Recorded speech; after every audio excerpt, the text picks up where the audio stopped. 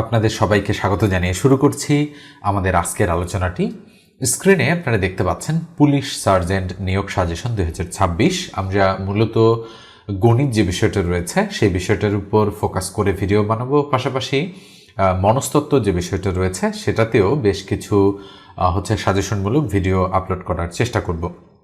তো বিগত সালে এই পুলিশ সার্জেন্ট নিয়োগ পরীক্ষার যে সমস্ত গণিত প্রশ্ন এসেছিল সেগুলোর উপর ফোকাস করব আমরা, যাতে করে আপনারা বুঝতে পারেন কোন ধরনের প্রশ্নগুলো আপনাদের জন্য গুরুত্বপূর্ণ, এবং এরপরেই আমরা মূল সাজেশনমূলক যে অঙ্কগুলো রয়েছে সেগুলো ভিডিও আকারে পার্ট বাই পার্ট আপলোড করার চেষ্টা করব। তো দেখেন, এই অঙ্কটা এসেছে 18/2/2023-এ যে পুলিশ সার্জেন্ট নিয়োগ পরীক্ষায় পরীক্ষাটা অনুষ্ঠিত হয়েছিল, সেখানে একটি আয়তাকার ক্ষেত্রের দৈর্ঘ্য প্রস্থের 3 গুণ, এর পরিসীমা 40 মিটার হলে দৈর্ঘ্য ও প্রস্থ নির্ণয় করো।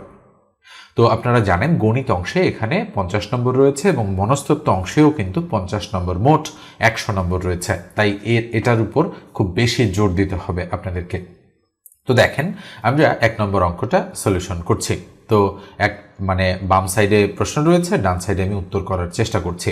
তো যেহেতু বলা হচ্ছে একটি আয়তাকার ক্ষেত্রের দৈর্ঘ্য প্রস্থের 3 গুণ, তো আমরা বোঝার জন্য এখানে একটা আয়তাকার ক্ষেত্র নিয়ে নিচ্ছি। তো ধরেন এই হচ্ছে একটা আয়তাকার ক্ষেত্র, যে আয়তাকার ক্ষেত্রটার এটা হচ্ছে দৈর্ঘ্য আর এটা হচ্ছে প্রস্থ। তাহলে আমরা যদি ধরি প্রস্থ x, তাহলে দৈর্ঘ্য কত? দৈর্ঘ্য হচ্ছে 3x। আপনাদের পরীক্ষার হলে এটা লিখিত আকারে দিলেও হবে, না দিলেও হবে। তো আমি বোঝানোর জন্য জাস্ট এটা একটু অঙ্কন করছি। তো আমরা এখানে লিখব যে ধরি আয়তক্ষেত্রের প্রস্থ হচ্ছে x। আমি আয়তক্ষেত্র কথাটা লিখলাম না, আয়তক্ষেত্রের প্রস্থ x। তাহলে দৈর্ঘ্য কত হবে? আমরা বলতে পারি দৈর্ঘ্য হচ্ছে 3x। কেন? কেননা একটি আয়তাকার ক্ষেত্রের দৈর্ঘ্য প্রস্থের 3 গুণ। আমরা কিন্তু দেখেন এই অংশটুকু এই পর্যন্ত এখানে ধরে ফেলেছি, তো এটাকে আমরা কেটে দেব, এটার আর কোনো প্রয়োজন নেই আমাদের। এবার বলা হচ্ছে এর পরিসীমা 40 মিটার। আচ্ছা বলেন তো দেখি আয়তক্ষেত্রের পরিসীমার সূত্র কি? এখানে লিখব আমরা জানি আয়তক্ষেত্রের পরিসীমা। তো আয়তক্ষেত্র কথাটা আমি লিখছি না, আমরা জানি পরিসীমা ইকুয়াল 2 ইন্টু দৈর্ঘ্য হচ্ছে প্লাস প্রস্থ। এটা কিন্তু আয়তক্ষেত্রের পরিসীমার সূত্র। তো পরিসীমা কত দেওয়া আছে? পরিসীমা দেওয়া আছে 40 মিটার। তাহলে আমরা বলতে পারি বা 40 ইকুয়াল 2 ইন্টু দৈর্ঘ্য কত? দৈর্ঘ্য আমরা ধরেছি 3x, তাহলে 3x বসাই দিলাম, প্লাস প্রস্থ কত? প্রস্থ আমরা ধরেছি x, তাই আমরা x বসাই দিলাম। তাহলে বা 40 ইকুয়াল 2 ইন্টু 3x এবং x কত হচ্ছে? 4x। তাহলে বা 40 ইকুয়াল 2 আর 4 গুণ করলে 4 2 8, তার মানে 8x। তাহলে আমরা বলবো যে সুতরাং x ইকুয়াল উপরে 40 তার নিচে 8। এই যে দেখেন গুণ আছে, এদিকে আসলে ভাগ হয়ে যায়। তাহলে কত হচ্ছে? 5 8 40। কাটাকাটি আমরা করছি না, আমরা জাস্ট বুঝে নিচ্ছি যে x এর ভ্যালু কত? x এর ভ্যালু হচ্ছে 5। এখন আমাদের বের করতে বলেছে কি? আমরা কিন্তু পরিসীমা 40 মিটার এটা কিন্তু করে ফেলেছি। এবার বের করতে বলেছে দৈর্ঘ্য ও প্রস্থ নির্ণয় করো। তো নিচে জায়গা নেই, এই জন্য এই অংশটা আমি একটু এখানে করছি। তাহলে আমরা লিখব সুতরাং আয়তক্ষেত্রের দৈর্ঘ্য ইকুয়াল 3 ইন্টু 5 ইকুয়াল হচ্ছে 15, এবং প্রস্থ হবে কত? প্রস্থ হচ্ছে x। তাহলে আমাদের প্রস্থ হচ্ছে 5। তাহলে আমরা কি কি পেলাম? আমরা পেলাম দৈর্ঘ্য হচ্ছে 15 এবং প্রস্থ 5। তাহলে উত্তর হচ্ছে কত? 15,5। তো নিঃসন্দেহে বুঝতে পেরেছেন কিভাবে এই ধরনের অঙ্ক আসলে আপনারা সমাধান করবেন। তো এবার আসেন আমি একটু বোঝাই দিচ্ছি যে অঙ্কটা হলো কিনা সেটা আপনারা বুঝতে পারবেন অঙ্ক প্রশ্নটার সাথে মিল করার পর। একটি আয়তাকার ক্ষেত্রের দৈর্ঘ্য প্রস্থের 3 গুণ। দেখেন তো দৈর্ঘ্যটা প্রস্থের 3 গুণ হয়েছে কিনা? অবশ্যই হয়েছে, তার মানে এই কন্ডিশনটা আমরা মিলিয়েছি। এর পরিসীমা 40 মিটার। তো পরিসীমা কি? পরিসীমা হচ্ছে দেখেন 2 ইন্টু দৈর্ঘ্য যোগ প্রস্থ, তাই না? তাহলে দৈর্ঘ্য আর প্রস্থ যদি যোগ করি তাহলে কত হচ্ছে? 15 আর 5 20, 20কে 2 দ্বারা গুণ করলে 40। তাহলে দেখেন মিলে গিয়েছে। তো এইভাবেই আপনারা পরীক্ষার হলে অঙ্কগুলো করার পর একটু এটাকে বলা হয় ক্রস চেকিং, করে আপনারা হচ্ছে বুঝতে পারবেন যে আসলে উত্তরটা হলো কিনা। তো এভাবে বুঝে বুঝে অঙ্কগুলো কিন্তু আপনাদের সলিউশন করতে হবে। তো এ পর্যায়ে বলি, যারা চ্যানেলে নতুন, যদি প্রয়োজন মনে করেন সাবস্ক্রাইব করে দিতে পারেন চ্যানেলটা, আর ভিডিওটাতে অবশ্যই একটা লাইক দিয়ে দেবেন। এবারে আমরা এটা মুছে দিচ্ছি, মুছে দিয়ে আমরা পরের প্রশ্নে চলে যাচ্ছি। এবারে এই প্রশ্নটা দেখেন, এই যে টপিকটা রয়েছে অর্থাৎ লাভ ক্ষতি টপিক, এই টপিক থেকে কিন্তু অবশ্যই একটা প্রশ্ন আসে। এই জন্য এই টপিকটা খুবই গুরুত্ব সহকারে আপনাদের করতে হবে। যত অঙ্ক আছে সবগুলো শেষ করতে হবে। একটি ছাগল 8% ক্ষতিতে বিক্রয় করা হলো। ছাগলটি আরও 800 টাকা বেশি মূল্যে বিক্রয় করলে 8% লাভ হতো। ছাগলটির ক্রয় মূল্য কত? তো এ ধরনের অঙ্ক আমরা ধরে নিয়ে ক্যালকুলেশন করব। তো আমরা কি লিখব? আমরা এখানে যেহেতু এটা 2 নম্বর প্রশ্নের উত্তর, তো দেখেন এখানে 1 নম্বরই দেয়া হয়ে গিয়েছে, আমি এটাকে 2 নম্বর করে দিচ্ছি। ওকে, আমি নম্বরটা চেঞ্জ করে দিয়েছি। এবারে দেখেন আমরা সলিউশন করছি। তো কি বলা হচ্ছে? ছাগলটির ক্রয় মূল্য কত? তাহলে আমরা এটার ক্ষেত্রে 2 নম্বর প্রশ্ন লিখে লিখব যে ধরি ছাগলটির ক্রয় মূল্য ক টাকা অথবা x টাকা। তো x ধরলে হিসাবে সুবিধা হয় আমাদের ক্যালকুলেশন করতে। তাহলে আমরা ধরবো যে ধরি ছাগলটির ক্রয় মূল্য, আমি ছাগলটি কথাটা লিখলাম না, ক্রয় মূল্য হচ্ছে x টাকা। ঠিক আছে? তো দেখেন এবারে বলা হচ্ছে যে একটি ছাগল 8% ক্ষতিতে বিক্রয় করা হলো। আচ্ছা, ছাগলটা 8% ক্ষতিতে বিক্রয় করা হয়েছে, তাহলে বলেন তো 8% ক্ষতিতে বিক্রয় মূল্য কত ছিল? তাহলে আমরা এখানে লিখব যে 8% ক্ষতিতে বিক্রয় মূল্য ইকুয়াল হচ্ছে x মাইনাস x এর 8%। আমরা এভাবে বলতে পারি। খেয়াল করে দেখেন, এটা কিন্তু 8% ক্ষতিতে বিক্রয় মূল্য, অর্থাৎ ক্রয় মূল্য থেকে x এর 8% বাদ দিলে তো 8% ক্ষতিতে বিক্রয় মূল্য পাওয়া যাবে। তাহলে x মাইনাস x এর 8% মানে কি? উপরে 8x, তার নিচে 100। দেখেন তো বোঝেন কিনা? 8% মানে তো উপরে 8, তার নিচে 100, আর তার সাথে যেহেতু x এর আকারে রয়েছে, তো এটা তো গুণ হয়ে উপরেরটার সাথেই গুণ হচ্ছে, তাই না? অবশ্যই। তো এবার কাটাকাটি করব আমরা এখানে মনে মনে। পরীক্ষার প্রশ্নপত্রে কিন্তু আমরা কাটবো না, ঠিক আছে? তো আমরা মনে মনে কাটবো। আমি যেহেতু বোঝাচ্ছি যেন কেটে দিচ্ছি। তাহলে 4 দুগুণ 8, 4 25 100। তাহলে কত হচ্ছে? x মাইনাস উপরে 2x, তার নিচে 25। তাহলে কত হচ্ছে? আমাদের এখানে লসাগু হচ্ছে 25।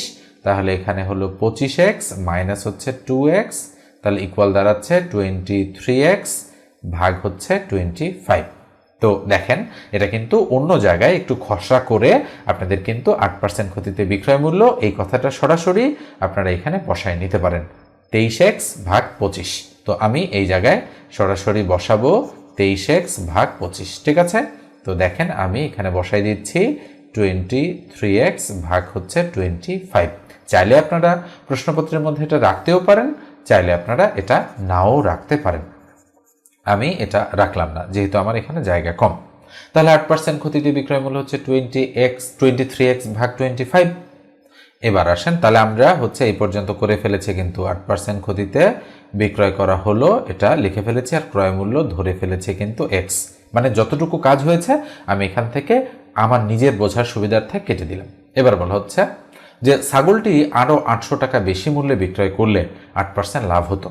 তার মানে 800 টাকা বেশি মূল্যে বিক্রয় করতে পারলে 8% লাভ হতো। তাহলে এখানে আমরা প্রশ্ন মতে বিল্ড আপ করতে পারি। তাহলে আমরা বলবো প্রশ্ন মতে, তাহলে ছাগলটি আরও 800 টাকা বেশি মূল্যে বিক্রয় করা মানে কি? মানে এই বিক্রয় মূল্যর সাথে, অর্থাৎ 23x ভাগ 25, এই বিক্রয় মূল্যর সাথে যদি আরও 800 টাকা যোগ করা যেত, তাহলে কি হতো? ছাগলটি আরও 800 টাকা বেশি মূল্যে বিক্রয় করলে, এই পর্যন্ত আমরা এসেছি, 8% লাভ হতো। অর্থাৎ এই ক্রয় মূল্যের উপর 8% লাভ হতো। মানে ক্ষতি তো হতোই না, বরং আরও 8% লাভ হতো। তাহলে এইটা ইকুয়াল x প্লাস x এর 8%, তাই না? তো x এর 8% মানে কি? x এর 8% মানে তো আমরা জানি কত, বলেন তো দেখি? ওই 8x ডিভাইডেড বাই 100, তাই না? তাহলে এইটা এখানে আমরা এভাবে না লিখে এভাবে সরাসরি লিখতে পারি যে 8x ভাগ 100, এটা আমরা লিখতে পারি। অথবা এটা যেহেতু কাটাকাটি করলে কত হয়, আমাদের এখানে হয় 4 দুগুণ 8, 4 25-এ 100, তাই না? তাহলে 2x ভাগ 25, এটা আমরা সরাসরি লিখতে পারি 2x ভাগ 25। এটা কিন্তু মনে রাখতে হবে 2x ভাগ 25। এই যে আমি ছোট সংখ্যাগুলো এখানে বসাচ্ছি, এটা কিন্তু খসড়া করে আপনাদের নিতে হবে এবং খুব দ্রুত এই কাজটা করতে হবে। তাহলে দেখেন, বা 23x ভাগ 25 প্লাস হচ্ছে 800 ইকুয়াল, এখানে লসাগু হচ্ছে 25, তাহলে 25x যোগ 2x, তার মানে 27x। তো এটা এদিকে নিয়ে যাব আর এটাকে এদিকে নিয়ে আসব।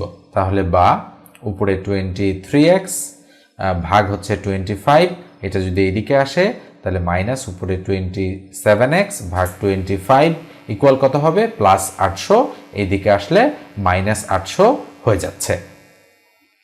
তাহলে দেখেন, আমি একটু দ্রুত এই জায়গার ক্যালকুলেশনটা করে দিচ্ছি। আচ্ছা বলেন তো, লসাগু করলে কত হয়? 25 আর 25-এর লসাগু কত? অবশ্যই 25। তাহলে 23x উপরে মাইনাস হচ্ছে 27x, তাই না? ইকুয়াল টু হচ্ছে মাইনাস 800। দেখেন, এটা তো নিশ্চয়ই বোঝেন। তাহলে বা উপরে হচ্ছে 23 থেকে 27 গেলে মাইনাস 4x ভাগ হচ্ছে 25 equal to minus 800। Minus minus cross করে দিলাম। তাহলে বা এটার নিচে 1 আছে, এটা দ্বারা এটাকে গুণ, এটা দ্বারা এটাকে গুণ। তাহলে 4x ইকুয়াল টু 800 গুণন হচ্ছে 25। তাহলে বা x ইকুয়াল টু কত হবে? অবশ্যই এটার নিচে আমাদের 4 চলে আসবে। তাহলে 4 দ্বারা যদি আমরা এটাকে কাটি, 4 20 80, আর এই শূন্যটা আমি এখানে দিয়ে দিলাম। তাহলে 200 দ্বারা 4কে গুণ করলে তো 800 হয়, এই জন্য কাটাকাটি করলাম, এটা আসলো। তাহলে সুতরাং x এর ভ্যালু আমরা কত পেলাম? 25 দ্বারা 2কে গুণ করলে 25 দুগুণ 50, আর এই দুইটা শূন্য এখানে দিয়ে দিলাম, তাহলে 5000। তাহলে ছাগলটির ক্রয় মূল্য কত ছিল? 5000।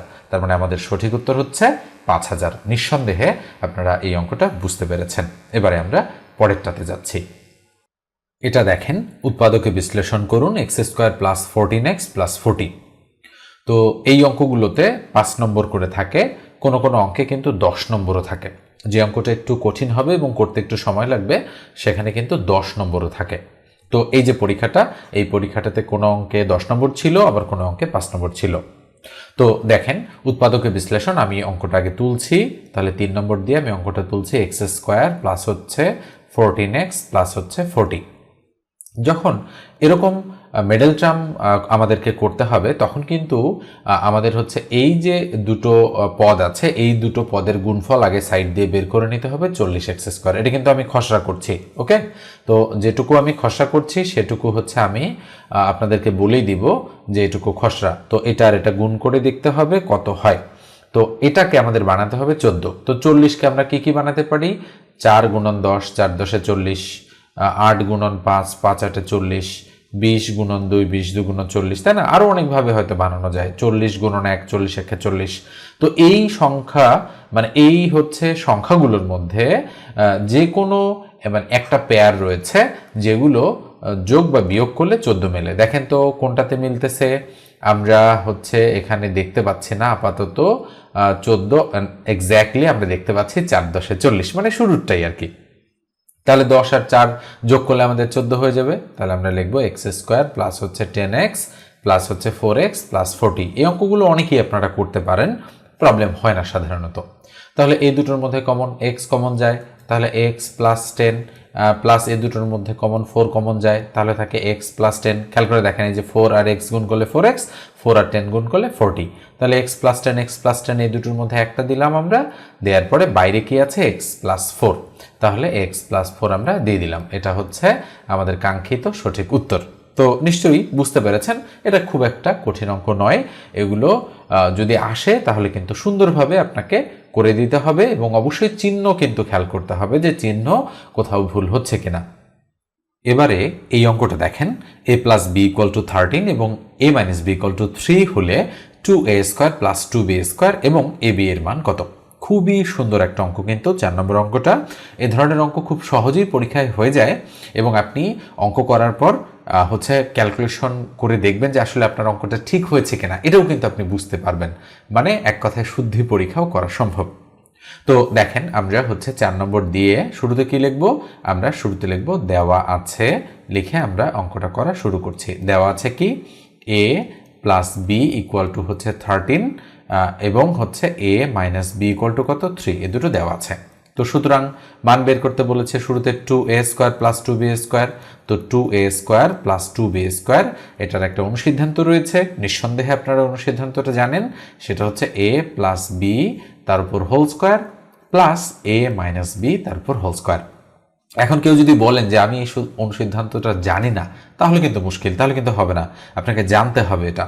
তাহলে equal a plus B whole square, তাহলে a প্লাস বি এর ভ্যালু কত 13, বসাই দিলাম 13 তার উপরে square, plus a minus B whole স্কোয়ারের ভ্যালু, a মাইনাস বি এর ভ্যালু কত 3, তাহলে 3 এর উপরে স্কোয়ার। আপনি হয়তো ভাবছেন যে আসলে প্রবলেমটা হয় আমার হচ্ছে এই মানে আমি কিভাবে বুঝবো যে এইটার অনুসিদ্ধান্ত এটাই প্রয়োগ করতে হবে, নিশ্চয়ই এটা আপনার মাথায় ঘুরছে। তো দেখেন এটার আমি একটু উত্তর দিয়ে দেই, কয়েক সেকেন্ডে আমি দিয়ে দেই। দেখেন সেটা হচ্ছে যে এই a² প্লাস b² এর এবং 2a² প্লাস b² এর এবং হচ্ছে a প্লাস বি হোল স্কোয়ারের যে সূত্র কয়টা রয়েছে সে কয়টা সম্পর্কে যদি আপনার ধারণা থাকে, তাহলে কিন্তু আপনি অনায়াসেই বুঝতে পারবেন যে হচ্ছে কেন এই মান দুটো দেখে আমরা এইটা হচ্ছে সূত্র বা অনুসিদ্ধান্ত প্রয়োগ করার ডিসিশন নিলাম।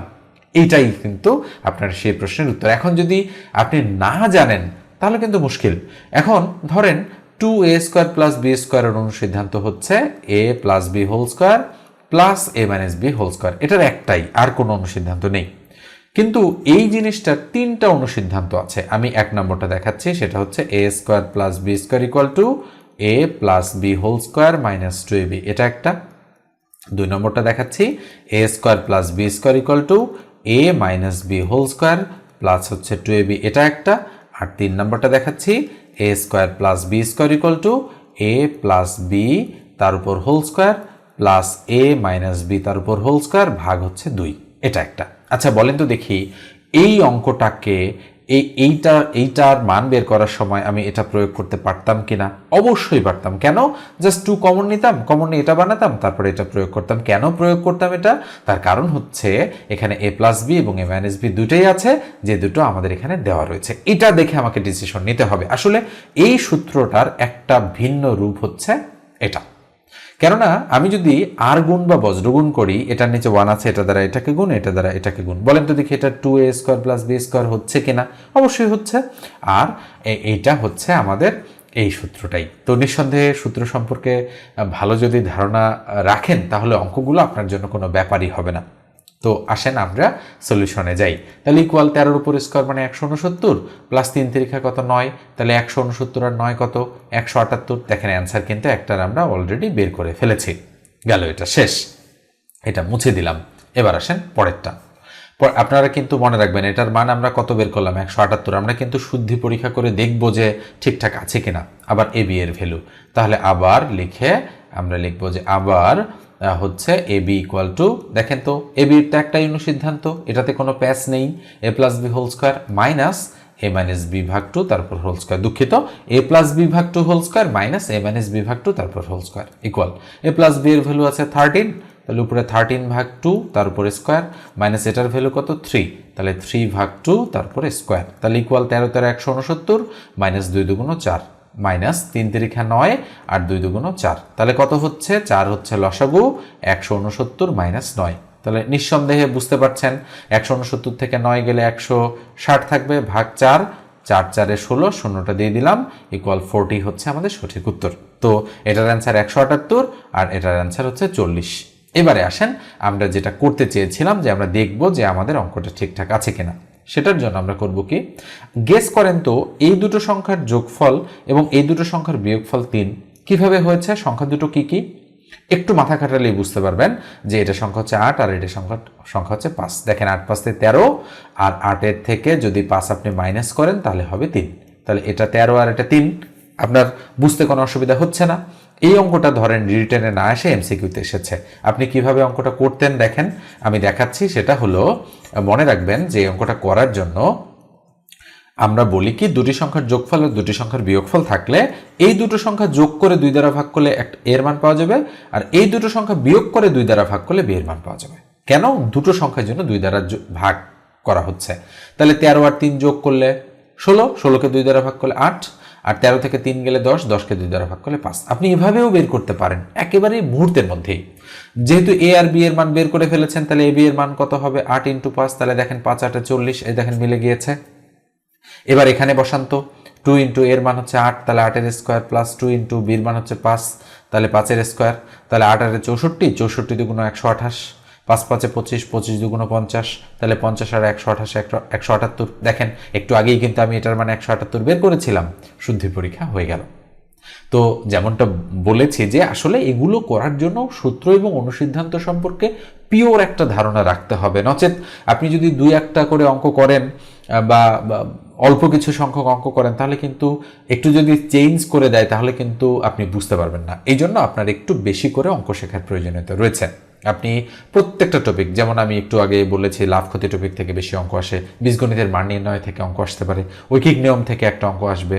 ওকে, এই বিভিন্ন গুরুত্বপূর্ণ টপিক মিক্স করে বিগত বছরের প্রশ্নগুলো অ্যানালাইসিস করে আমি একটা সাজেশন তৈরি করার চেষ্টা করছি, এখনও কাজ চলছে। তো যদি শেষ হয়ে যায় তাহলে আপনারা পেয়ে যাবেন এটা পিডিএফ একটা সাজেশন, একটা মিনিমাম ফি দিয়ে আপনাদের সেই সাজেশনটা নিতে হবে। তো সাজেশনের জন্য আপনারা 01642702760 এই নম্বরে হোয়াটসঅ্যাপে টেক্সট করে আমাকে জানাবেন। নর্মাল কলে আমাকে পাবেন না আপনারা, জাস্ট হোয়াটসঅ্যাপে টেক্সট করে জানাবেন যে আমি পুলিশ সার্জেন্ট নিয়োগ পরীক্ষার লিখিত সাজেশনটা গণিতের জন্য নিতে চাই, তাহলে আমি আপনাকে দেওয়ার চেষ্টা করব যখন অ্যাভেলেবেল হবে সাজেশনটা। তো আজকের আলোচনা এই পর্যন্ত রাখছি। আর চাকরির গণিতের নতুন একটা কোর্স আমি লঞ্চ করছি সামনের মাসের শুরুতেই। তো যদি সেটাতে জয়েন করতে চান তাহলেও এই নম্বরে আমাকে টেক্সট করে জানাবেন। মিনিমাম একটা ফি নিয়ে আমি আপনাদের এই গণিত কোর্সটা করিয়ে থাকি। যদি করতে পারেন আশা করি এই ধরনের চাকরির পরীক্ষার জন্য কোনো প্রবলেম আপনাকে আর ফেস করতে হবে না, বিশেষত গণিতের জন্য।